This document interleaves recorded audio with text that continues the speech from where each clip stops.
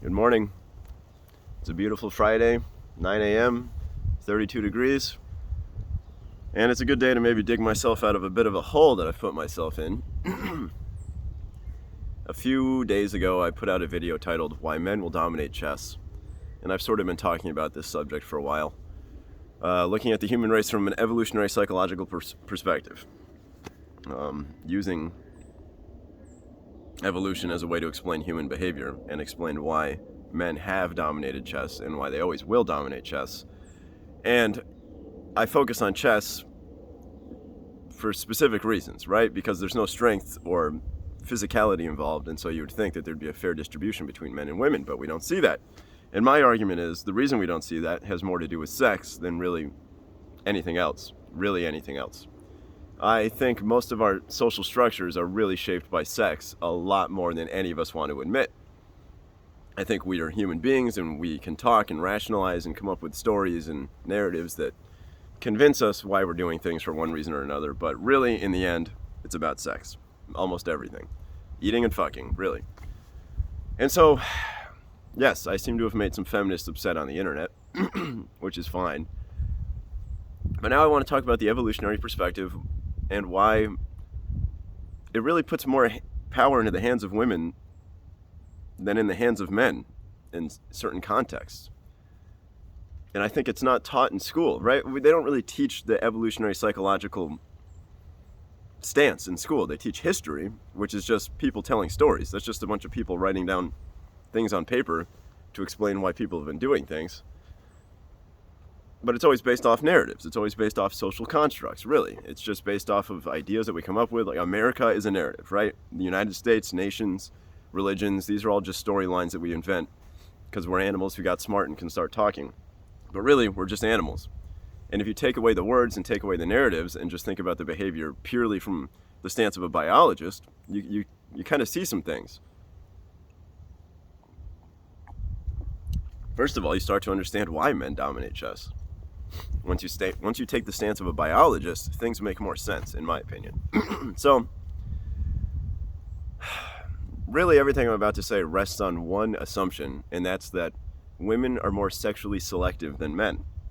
And I believe this is backed up by biology. Women have to carry a baby for 9 months, so you have no choice, biologically speaking, but to be more selective. Men can fuck as much as they want and not have to deal with it, really, past that one day.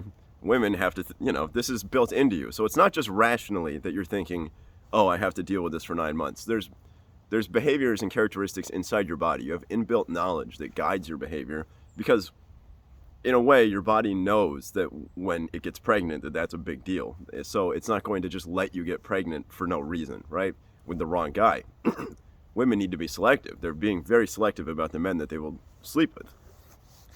Because, it's a much bigger investment for women, so you want to make sure you get good genes, You don't want to get some shitty genes and then spend 9 months on a baby that's just going to die or just be a shitty human. You need to, right? Like, this should be something everybody understands. As long as you believe in evolution, right? Everything that I'm about to say really rests on understanding that evolution's a real thing and understanding that truly the females of our species have to put in a bigger investment into their offspring, and that's going to change their behavior. And so when you think about it, since there's this asymmetrical selection, since women have to be more selective than men, this has interesting effects on our society, on our behavior. It really does.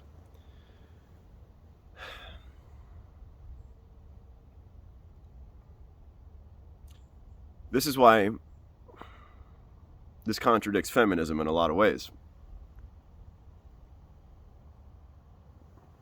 The feminists look back at 6 or 10 or 12,000 years of history and say that all the power is in the hands of men. But an evolutionary biologist who looks back at 10,000 years of history might come to a different conclusion, that really the power is in the hands of the selectors in many cases, right? Because take the stories out of this. Take the narratives out. Take the social structures out. Forget the nations. Forget the large-scale societal structures and just think about the little interactions that are happening between men and women every day inside of whatever room, inside of whatever, wherever the interactions are happening.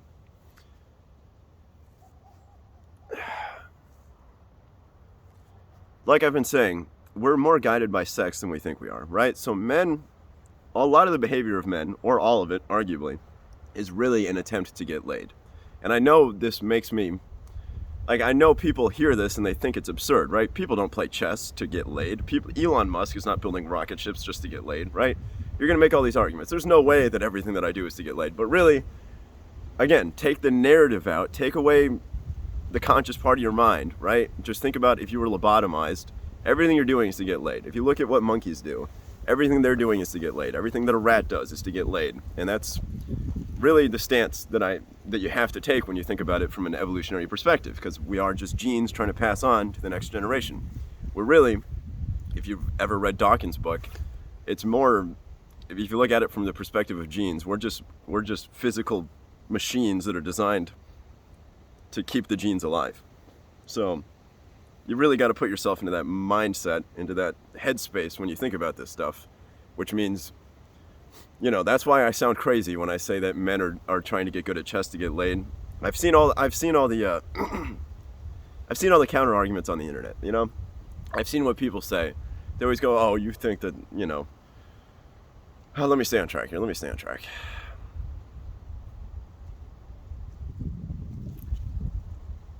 Basically, women decide what's attractive. And men are going to use this as a guide, right? It's not that it goes one way specifically, but this idea that one side is more selective than the other actually makes a difference, right? Because men aren't as picky as women. It's not the same behavioral guide for women as it is for men. Like, if you notice, what are men trying to do and what are women trying to do when they try to attract the opposite sex? There's clearly differences, right? We're not doing the same things. Like, men aren't doing the same things to attract women that women are doing to attract men. There clearly are some very interesting differences there. And again, don't think about it from a social perspective. Don't think about it from a cultural perspective. Think about it from an evolutionary perspective. You have to. You have to.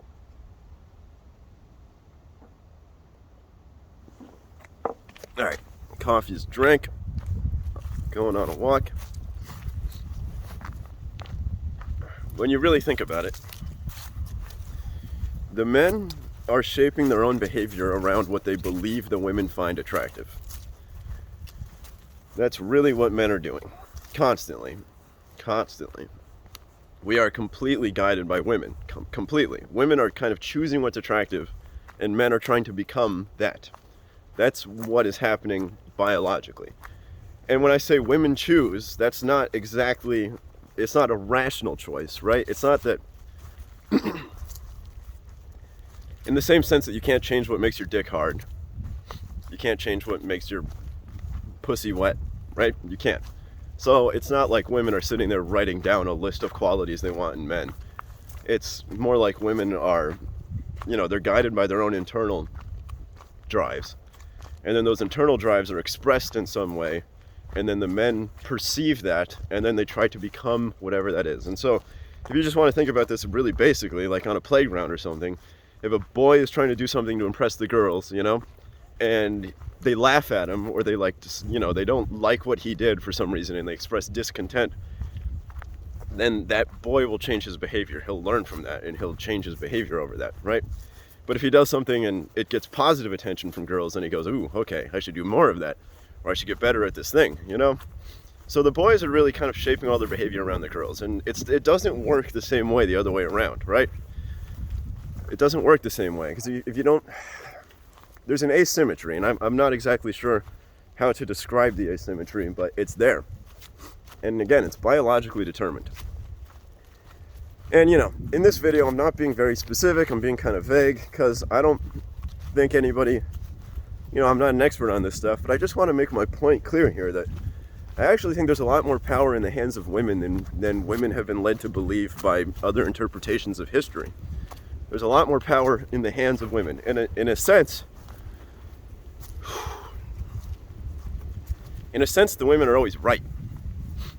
Like, there's no argument that I can make to a woman who does not find me attractive that would make her find me attractive. You know what I mean? If I was wearing something, or I had a cool haircut, or if I was doing something that I thought was attractive, and I was like, "No, you should be like, look at this, look at what I'm doing, this is really cool," right?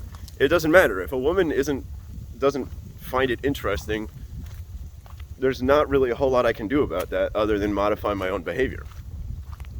You know? And I really think that if you look back at all of history, this explains quite a bit. It explains quite a bit. And, you know, we look back with the feminist interpretation that we see that men are in positions of power. But what was guiding their behavior from the very beginning? Why do men become what they do? You know, why do men do what they do, right?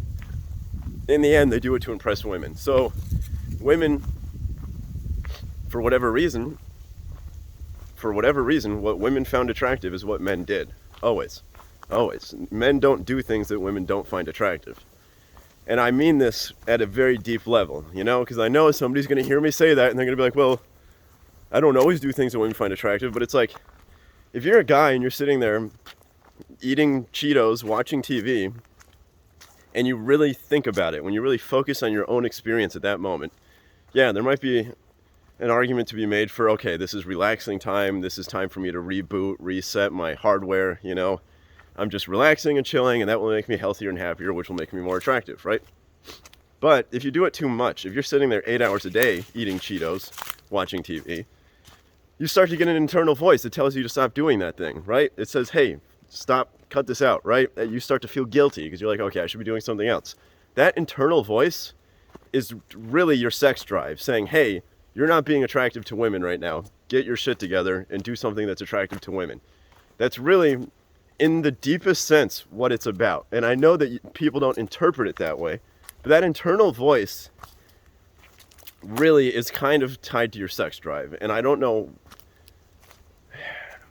I can't prove that, right? There's no proof I have for that, but you have to think about it, how you're the male of a species that needs to pass on its genes. And so anything that you're doing that's not getting you closer to passing your genes on is wrong, really. And what gets you closer to passing your genes on is what women find attractive. So the women are holding the power here, truly. Just because they're more selective. Because men are less selective, right? I mean, it's not that women, I believe women probably, they have the same voice, right, inside of them. They have the same drive that is trying to make them more attractive to men in some way.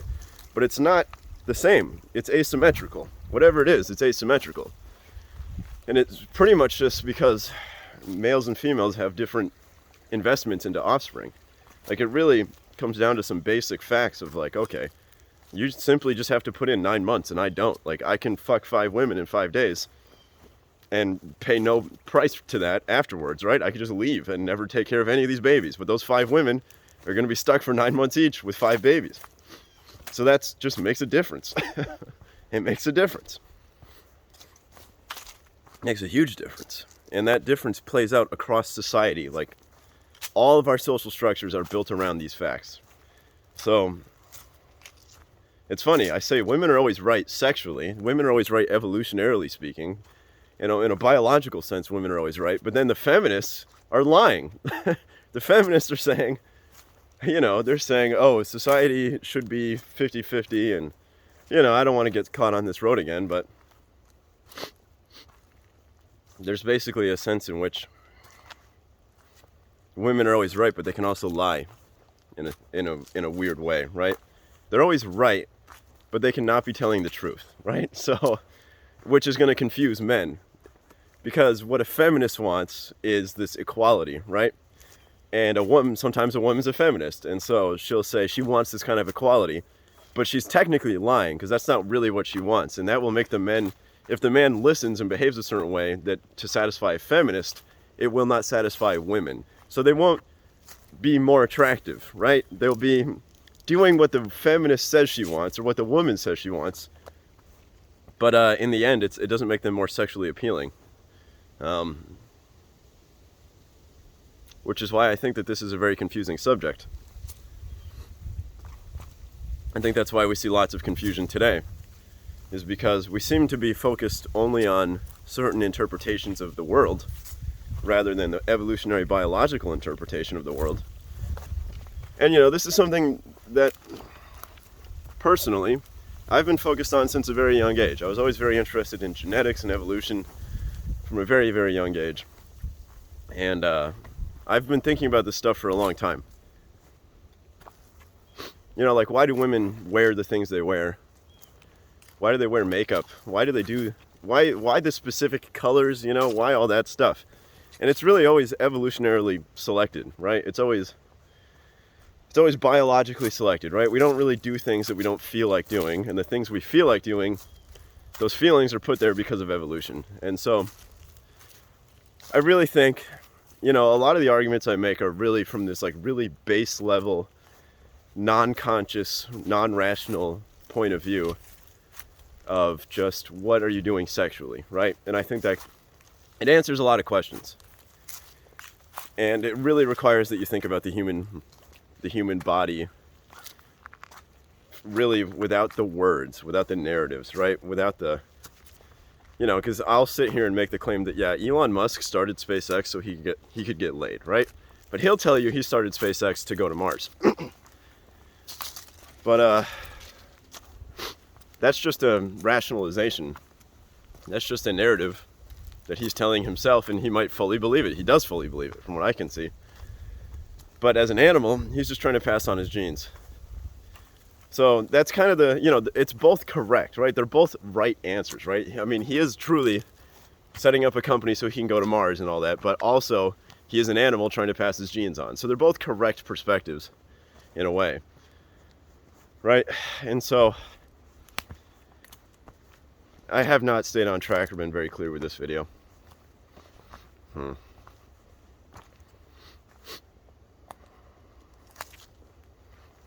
What am I at? 16 minutes? Should I keep going?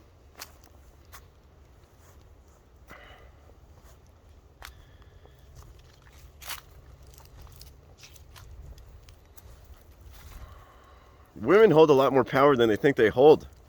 I think that's what it is. Maybe I got that wrong. I just don't like this interpretation of all of history, like men have held all the power, when really men have just been trying to fuck women the entire time, and they've been trying to modify their own behavior to be attractive to women, truly. And the women choose that. The women are in control of that. But in a very deep sense. This is not like women are writing down what they want, like I said. This is women really using their feelings to guide their own behavior, which guides men's behavior. So, yeah, I'm going to take another crack at this at some point, because I think that I didn't explain this very well. I didn't really. As usual, didn't have a plan, just woke up, drank some coffee, and turned the camera on, so. Alright, happy Friday, I'm done. Today's January 7th, 2022. See you later.